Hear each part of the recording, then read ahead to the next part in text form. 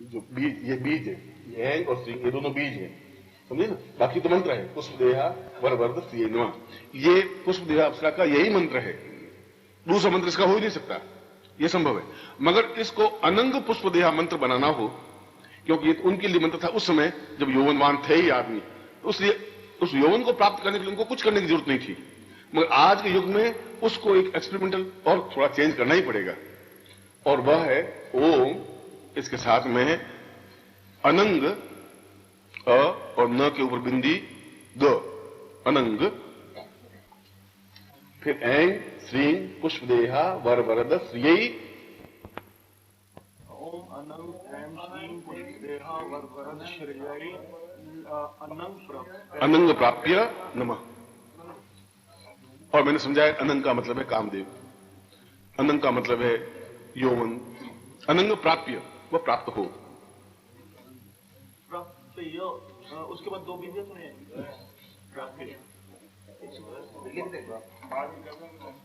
बाद में बता देंगे आपको, आप चिंता मत करिए, लिख देंगे, मैं आपको समझाया है। और इस प्रकार के मंत्र को आपको कैसे जपना चाहिए जब आपको सिद्धि प्राप्त करनी है। अब आप रात को, और मैं जो कह रहा हूं इसमें कोई अतिशयोक्ति नहीं है, इसमें कोई बहुत महानता भी नहीं है, ऐसा हो नहीं सकता, ऐसा होता ही है। आपके मन में कमजोरी इसलिए आप सोचते हैं ऐसा नहीं हो सकता। अगर आप साधना करें और भगवान सामने प्रत्यक्ष नहीं हो या पुष्पदेहा प्रत्यक्ष नहीं हो, तो फिर फायदा भी क्या हुआ? साधना करने से क्या फायदा हुआ? फिर शिव का मंत्र जाप करने से क्या फायदा हुआ? कहीं न कहीं कमी। इस पुष्पदेहा में भी जब आप साधना करें तो अपने आप में पूर्ण यौवनवान बन करके बैठे, क्योंकि आपको तो उसको बुलाना है, आकर्षित करना है, और कोई दोष नहीं है। ये आज के युग में दोष बन गया है। मुगल काल के बाद में किसी स्त्री से बात करना दोष है, किसी से देखें तो एकदम से हमें घबराहट होती है, आस पड़ोस वाले सोचते हैं साला क्या बात है आज में। और हमारा समाज कितना गंदा और दूषित हो गया है, इसका उदाहरण दूं कि हमारी आंखें कितनी गंदी हो गई हैं कि यदि आप मुझसे परिचित नहीं हो भाई दीदी, और मैं अपनी खुद की लड़की को कमरे में अपने ऑफिस में बैठा हूं और किसी काम से बुलाया और बात कर लूं थोड़ा दरवाजा बंद करके 15 मिनट के लिए, तो आप में से किसी के मन में यह आ ही नहीं सकता कि बेटी से भी बात हो सकती है। चक्कर है, कोई लड़की को बुलाया है, गुरु जी कहा है किसी लड़की के साथ बैठे गप्पे मार, आपको ये चिंतन नहीं आता भाई बहन भी हो सकती है, बेटी भी हो सकती है, चिंतन आएगा ही नहीं तुम्हारा। इतनी गंदी दूषित तुम्हारी आंख बन गई है, तुम्हारी नहीं, प्रत्येक व्यक्ति की आंख बन गई। तुम अगर किसी के पास बैठ जाओ या आप किसी मान लो करार पे चले जाओ और ऊपर जो बगीचा है वहां खड़े हो जाओ, किसी लड़की से बात कर लो जो तुम्हारी बहन है, और 500 निकल जाएंगे, 500 मन में एक ही धारणा बनेगी कि साला बदमाश है, कोई लड़की को फंसा रहा है, चक्कर चला रहा है। इतना दूषित हो चुका कि अपनी बहन से बात करते टाइम भी मन में पहले ही घबराहट होती है। क्या सोचेंगे? मैं वही कह रहा हूं, बहुत दूषित हो चुका। ऐसे माहौल में हमारी जब आंख गंदी हो गई है तो हम किस आंख से साधना, किस आंख से देखेंगे, किस आंख से पुष्पदेहा को देखेंगे, किस आंख से शिव को देखेंगे, कृष्ण को किस आंख से देखेंगे? क्योंकि हमारी आंख ही गंदी, हमारी आंख गंदी है। हम चाहे साधक कहें अपने आप को, आंख स्वच्छ होनी चाहिए। ऐसा हो नहीं, ऐसा है नहीं, घबराहट है नहीं मुझे। मैं किसी से बात करता हूं, मुझे कोई घबराहट होती नहीं। तुम सोचोगे, तुम्हारी माइंड संकीर्ण होगा, तुम ऐसा सोचोगे, तुम सोचते रहिए। फिर समाज को देखना एक अलग बात है, पर समाज हम जब खराब है तो हम 1 और 2 और 4 से मिलकर समाज बना। समाज को अलग तो कोई चीज है ही नहीं, समाज तो वही है जो हम हैं, वो समाज है। जो आप 500 लोग हो, एक समाज बन गया। ये दधीची समाज, एक ब्राह्मण समाज, एक हरिजन समाज, एक यही तो समाज हुआ। इसलिए इस बात की अगर चिंता ही कर ली तो फिर आपका यौवन है ही नहीं। इसलिए उस मंत्र को जाप करते समय आप यौवनवान बन के बैठे। यौवनवान बन के मतलब है एकदम, चाहे आप कोट पैंट स्वेटर पहन करके बैठ सकते हैं साधना में, ऐसा भी कोई जरूर नहीं। और यदि आप साधक के कपड़ों में बैठे तो पूर्ण यौवन के साथ बैठे, प्रचंडता के साथ बैठे। मरे हुए पुष्पदेहा मंत्र नहीं हो सकता एकदम से पुष्पदेहा होगा। अब ऐसे कैसे तुम गर्दन तो लड़की आ भी गई तो पास में निकल जाएगी। वो तो साथ बैठिए, सामने बैठिए, ताकत के साथ बैठिए और क्षमता के साथ बैठिए। और शास्त्रों में कहा है कि सुगंध पदार्थ धारण करके बैठिए, यानी इत्र लगाइए, पुष्पों की माला पास में रखिए, पुष्पमाला पहनिए, विच यू लाइक, जैसा भी आप चाहे ऐसा करके बैठिए। और आपके चेहरे पर, आपके आंख में, आपके वक्षस्थल पर एक ओज होना चाहिए, ताकत होनी चाहिए। बोलते समय ऐसा लगे कि यौवनवान बोल रहा है। मरी हुई अवस्था में पुष्पदेहा मंत्र नहीं हो सकता। ये उच्चारण करना सिखा रहा। मंत्र का उच्चारण कैसे किया जाए वो समझा रहा हूं। यदि उच्चारण आपका सही नहीं है तो फिर आप सफलता भी नहीं पा सकते। और पुस्तक आपको उच्चारण नहीं सिखा सकती, पुस्तक आपको मंत्र बता सकती है, कैसे बोलना है ये पुस्तक नहीं बता सकती। वह गुरु बता सकता है जो जिंदा गुरु होगा। वो बता सकता है कि आपको इस तरीके से बैठना है, आपका सीना ऐसा होना चाहिए, ऐसे बैठना है, इस तरीके से आपके मुंह से आवाज निकले जैसे यौवनवान की आवाज निकलती है। और उससे पहले 5 मिनट चिंतन करना चाहिए कि मैं यौवनवान हूं और मुझे इस मंत्र को जाप करना है। इस प्रकार से आप मंत्र जाप करें। और जितना मंत्र शिक्षा आपको बताई है, क्योंकि पहले तो केवल 51 माला मंत्र जाप करने में या 5000 मंत्र जाप करने में मंत्र सिद्ध होता ही था, मगर उस समय मंत्र सिद्ध होता था जब उसकी आंख बिल्कुल स्वच्छ होती थी, उसमें मंत्र सिद्ध होता था। जब यौवन में ताकत होती थी उसमें मंत्र स्वच्छ होता था, जब उस आदमी में पूरा विश्वास, कॉन्फिडेंस होता था। आज आपका विश्वास न अप्सरा में है न मुझ में है। मैं बताऊं आपको विश्वास होगा नहीं कि एक रात में 50 माला फेरने से गुरु जी कह तो दिया, कैसे आएगी, अब कैसे संभव है। और जहां विश्वास नहीं है वहां कोई सफलता नहीं मिल सकती। विश्वास नहीं होने पर सफलता चांस है ही नहीं तुम्हारे पास। इसलिए ऐसा होगा ही। मैं तो ऐसा कभी सोचा ही नहीं कि मैं बोलूंगा तो बोलूंगा ही, हर हाल में बोलूंगा, इस बात चिंता नहीं करूंगा क्या होगा। उस क्षमता के साथ आप, चाहे आपके पास ड्रेस कोई हो, चाहे सादे की ड्रेस हो, आप उस प्रकार से बैठें और मंत्र जाप करें। सामने किसी सुंदर अप्सरा का बिंब हो, उसमें कोई दोष नहीं होती। अप्सरा आपकी कोई भोग्या नहीं है, वो सखा है। भोग्या और सखा में डिफरेंस होता है। भोग्या का मतलब जिसको हम भोगें, वह स्त्री, उसको भोग्या कहते हैं। सखा का मतलब जो सलाह करे, गप मारे, बात करें, बैठे, जो हमें पूर्णता दे। आप अगर बुढ़ों की संगत करेंगे तो बुढ़े हो जाएंगे, आप बालकों की संगत करेंगे बालक हो जाएंगे, यौवनवान की संगत करेंगे यौवनवान बन जाएंगे। आपकी जैसे संगति होगी वैसा ही आपका स्वरूप बनेगा, आकृति वैसी बनेगी। आप कैसी संगति है, संगति से मालूम कर लूंगा कि यह आदमी कितना घटिया है, कितना अच्छा है। संगत का मतलब ये, यदि आप रोज बुढ़ों के पास बैठ जाए, 5-7 दिन बाद आप खुद पीले पड़ जाएंगे, चेहरा पीले पड़ जाएगा, आगे सो जाएंगे आप घर में, देख लेना बड़ी। मैंने एक्सपेरिमेंट किया था ऐसा। एक बिल्कुल स्वस्थ, ये पहल जैसा मर्द आदमी, और इस प्रकार के आदमी पर मैंने ये कहा कि शिष्य ही था और जो तुम ही रहता था। मैंने उसको एक दिन मिला तो मैंने कहा, क्या बात है, तुम पीले पीले बहुत दिखाई दे रहे हो, क्या हुआ? तो नहीं गुरु जी, ऐसी तो कोई बात नहीं है। ऐसी बात तो नहीं है, मगर चेहरे में जैसा है कोई बीमारी, को जॉन्डिस था क्या?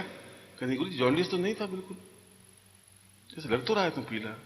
अच्छा, यूं कर, अब उसको माइंड में जॉन्डिस होगा साला कोई, ये साला गुरु जी ने कहा है तो पीलापन दिख रहा। अब शीशे में 5-6 बार देखा साला, इधर से देखा, फिर इधर से देखा, आंख फाड़ के देखी, अब उसको विश्वास हुआ नहीं। फिर डॉक्टर के पास गया, मेरा खून टेस्ट करिए, ब्लड निकलवाया अपना, उसमें कोई न कोई तो खून में कमी आएगी, चाहे हीमोग्लोबिन कम हो, चाहे कोई कम हो, कि हीमोग्लोबिन कम हो। गुरु जी ने कहा पीलापन हीमोग्लोबिन कम है तो हो गई सर। तो आके बैठ गए, थोड़ा बहुत हुआ कि भाई चेहरे से ठीक। दूसरे दिन फिर वो, मैं उसके घर के पास में से निकला, मैं गुरुदेव, मैंने कहा क्या बात है, इतना बीमार लग रहा है, कल भी मुझे पीला पीला लग रहा था और बीमार लग रहा है, मुझे कहना तो नहीं चाहिए मगर तुम्हें लग रहा है बीमार। मैंने कहा गुरुजी मेरा हीमोग्लोबिन बहुत कम है। कम है? अच्छा, हीमोग्लोबिन कम कैसे हो गया? सोचा हीमोग्लोबिन कम, गुरुजी क्या होता है? हीमोग्लोबिन, डॉक्टर कहते हैं हीमोग्लोबिन कम होता है तो आदमी खाट में पड़ जाता है, बहुत बीमार रहता है। एक्चुअली हीमोग्लोबिन कम होता है आदमी, मैं व्हाइट अणु ज्यादा हो जाते हैं, बहुत गड़बड़ होती। लाल अणु क्या हुआ तेरे, गड़बड़ क्या हुई? उस नौकरी पे गया ही नहीं बेचारा, जा ही नहीं सका। वो घर में पत्नी को कहा कि मैं बीमार हूं, तुम बोला मत कर, तू ज्यादा चिढ़ती है तो मर गया, देख ले तू। वो ची ची करे दिन भर, जी करे। पत्नी कहते तेरे कुछ नहीं हुआ है, आप वो तू नहीं समझते, हीमोग्लोबिन कम है मेरा। वो देख लो 30 दिन में उनके घर सुबह चला ही गया, जाके चाय वाय, तो वो मरा हुआ। 3 दिन पहले तो खूब ठट्ठा मारा था। मैंने तुझे पहले ही कहा था बीमार है, तुझे विश्वास था नहीं, अब तू हालत देख। अब ऐसे ही तू काम करता रहा तो खाट में पड़ जाएगा, ध्यान रखना तू। और गुरुजी कल से मैं खाना नहीं खा सकता, पचे ऊब गई, अब उल्टी आ रही, रात को नींद नहीं आई और बहुत बेचैनी रही और पसीना पसीना शरीर हुआ, कभी एकदम सर्दी लगती, कभी पसीना होने लगा। मैं भी पहले ही कह रहा था, मैं ऐसा है कुछ न कुछ है जरूर, तेरे चेहरे से लग रहा है। 30 दिन अस्पताल में भर्ती हो ही गया वो। अब बताओ, बिल्कुल स्वस्थ व्यक्ति को 3 दिन में मैंने बुढ़ापे की बातें कर करके पेट बुढ़ा बढ़ा दिया, अस्पताल में घुसला दिया। ये एक्सपेरिमेंट। अब तुम जैसे संगति करोगे उस बूढ़े को यही कहेंगे कुछ नहीं भैया, राम का नाम लो और बस कुछ नहीं है, बेटे मानते नहीं, बहुएं साली बदमाश हो गई हैं, कहने मानती नहीं है, ये मैंने सोचा ये और साथ देगी, और भी बहुओं का साथ देने लग गई, अपन तो भैया अकेले रह गए, अपने सोचे अपन भी अकेले रह गए, वो रह गए, तो 30 दिन तो मैं बूढ़ा बन ही जाऊंगा। तो आप जैसे संगति करेंगे, इसलिए सखा उसकी संगति करने से आप यौवनवान बने रहेंगे, क्षमतावान बने रहेंगे, ताकतवान बने रहेंगे, जोश बना रहेगा, एक तूफान सा बना रहेगा, काम करने की धुन बनी रहेगी। इसलिए उसकी साधना, इसलिए अपनी पत्नियों को जाकर कह देना कि पुष्पदेहा साधना करने से कोई खतरा नहीं तुझे।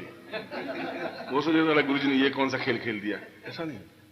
पुष्पदेहा का साधना करने का मतलब है कि हमारे जीवन में कोई कमी नहीं रहे, हम पूर्ण स्वस्थ होंगे, यौवनवान होंगे तो बहुत कुछ कर सकेंगे। इसलिए उस मंत्र के साथ, जो मैंने मंत्र दिया है, उस मंत्र के साथ आप नित्य 11 माला या 21 माला या 5 माला जो भी हो आप करें, और कम से कम कुल मिलाकर के आपको 300 मालाओं की आवश्यकता है मंत्र जाप में यौवनवान और स्वस्थ बने रहने के लिए। पहले एक रात्रि में ही मंत्र जाप कर लेते 300 मालाएं, छोटा मंत्र है, मगर आप 2 या 3 दिन में ऐसा संपन्न कर सकते हैं। और जो मैंने बताया कि गुरु प्रत्यक्ष या सजीव गुरु के बारे में, तो अगला जो गुरुवार है उसमें तो गुरु प्रत्यक्ष सिद्धि साधना ही, क्या यही है? गुरु प्रत्यक्ष सिद्धि साधना का तात्पर्य यह है कि गुरु स्वयं अपने पूरे ज्ञान के साथ मेरे शरीर में समाहित हो। गुरु प्रत्यक्ष, गुरु का मतलब गुरु प्रत्यक्ष तो है ही, मैं बैठा हूं आपके सामने, गुरु प्रत्यक्ष हो गए, फिर साधना की क्या जरूरत है उसमें? मगर प्रत्यक्ष तो हूं, मगर तुम्हारे मेरे बीच में 1-2 फुट का फासला है और 1000 मील का फासला है। इसके मेरे बीच में 1000 मील का फर्क है, यहां बैठा है। इसके मेरे बीच में आधा किलोमीटर का फर्क है, इसके मेरे बीच में 1 इंच का फर्क है। इसलिए कि आपके शरीर में, आपके प्राणों में मैं कितना समाया हुआ हूं। मैं का मतलब नाना सिमाली नहीं, मेरा पूरा ज्ञान, मेरा पूरा चिंतन, मेरी पूरी विचारधारा, वह कितनी प्राणों में समाई हुई है, आपके प्राणों में, और नहीं समाई हुई है तो फिर कोई ऐसी साधना हो जिसके माध्यम से मेरे प्राणों में वह गुरु अपने पूरे ज्ञान के साथ समाहित हो, जिससे कि जो मुझे 300 मालाओं का कहा है, फिर मुझे 3 मालाओं में सिद्धि मिल जाए, फिर 300 मालाओं की जरूरत नहीं पड़े, क्योंकि वह पूरी साधना सहित गुरु मेरे प्राणों में समाहित है। इसलिए पहले शास्त्रों में अंत में जो दीक्षा देते थे, गुरु प्रत्यक्ष सिद्धि साधना देते थे।